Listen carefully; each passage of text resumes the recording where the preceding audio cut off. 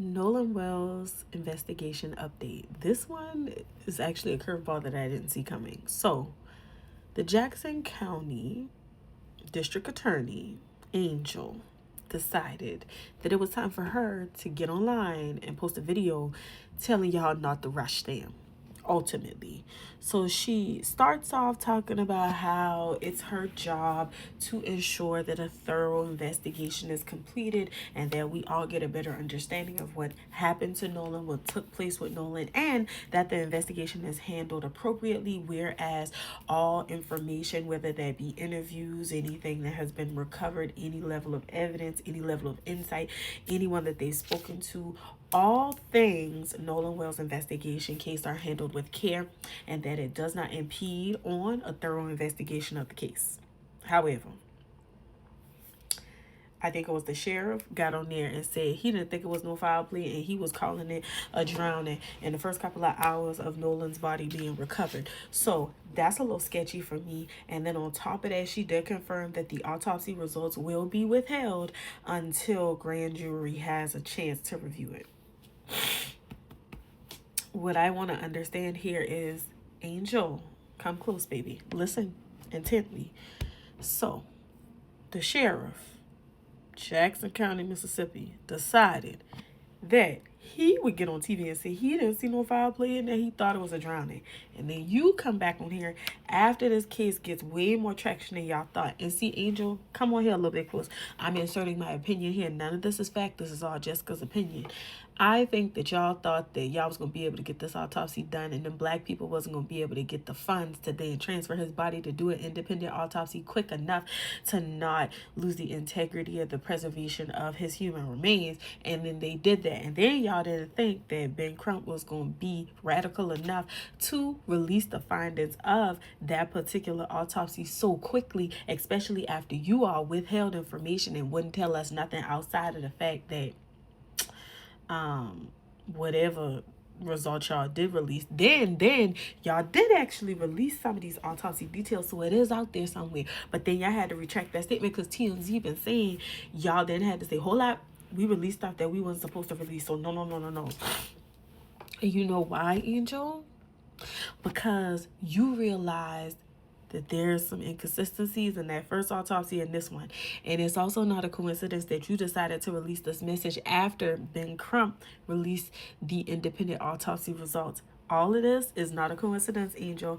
And what's done in the dark will always come to the light. Now, Angel, I want to help you understand where we black folk are coming from. I'm not speaking for all black folk, but I'm probably speaking for a large population of them. And everybody that's not black, this is not a dig at you today. It's also not an opportunity for you to come in my comments and start that you people and say whatever it is you think I mean, say, or what even you think about me. I actually don't care about none of that, especially not today.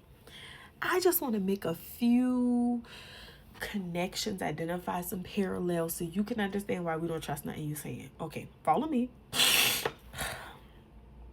So, the DA wants black people to believe that the DA of Jackson County, Mississippi,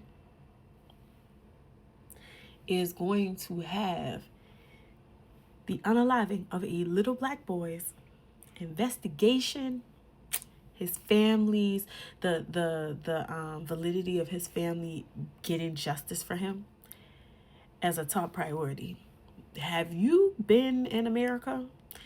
Do you not know the historical implications of Mississippi and what happens to black people there? The investigations that follow what happens to black people there? And then we all want to ignore the fact that Nolan Wells is a little black boy with a bunch of white friends. And I'm not racist at all, but we all know how this ends sometimes for black boys and girls, black women and black men. Now, Angel, help me understand, because see, one of the possible suspects, or what I'll say, one of the participants or people that were in close proximity to Nolan when this event took place, his parents, one of his parents, his mama, is a judge in Jackson County, Mississippi, where you work, Angel. And then also,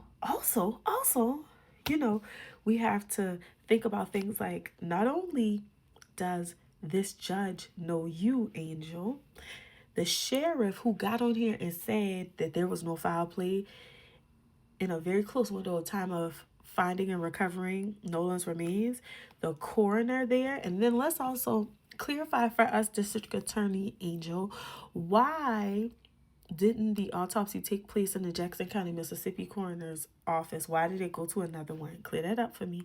Okay, and then in addition to that, I would assume that the judge, that's the mama of the kid involved in this some kind of way, the participant, I would assume that that judge actually knows the judge that could be presiding over this case, that also knows you, Angel, that also knows the sheriff, that also knows the coroner, that also knows anybody else involved in this. Also probably knows a lot of the police as well.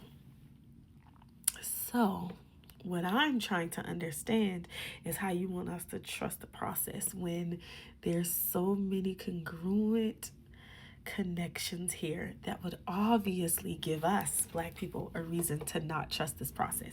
Now, Angel, I know you're not going to respond because you're waiting on that grand jury review before you say anything. But Angel, what I want you to know is that we're waiting on the grand jury. Don't push it out too long, babe. And on top of that, don't get so snazzy that then we can't find out nothing unless we in the courtroom because y'all deep like that.